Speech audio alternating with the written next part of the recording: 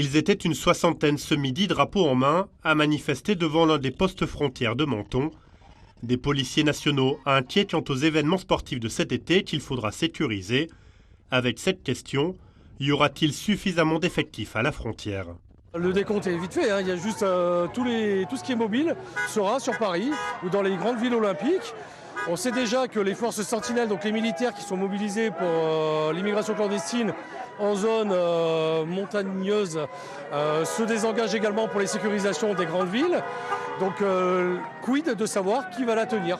En novembre 2022, nous avions constaté pendant plusieurs jours une absence de contrôle à la frontière mentonnaise au moment des manifestations contre les méga-bassines dans les Deux-Sèvres.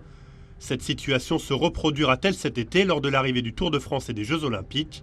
Interrogée, la préfecture assure que des dispositifs de sécurité spécifiques sont en cours et promet le maintien des moyens nécessaires à l'accomplissement des missions qui incombent aux forces de l'ordre tout au long de l'année, notamment la lutte contre la délinquance et l'immigration clandestine.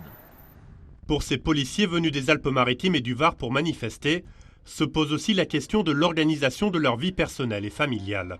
On est dans un flou artistique, les collègues ne savent pas à quelle sauce ils vont être mangés. Au niveau des congés, on n'a toujours pas de retour pour savoir comment ça va se décanter. Et puis les gardes d'enfants.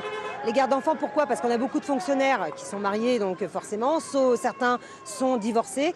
Et on ne sait pas comment ça va se passer au niveau des crèches, des garderies et des centres aérés. Donc la grosse problématique aujourd'hui, c'est qu'on n'a aucune réponse de l'État.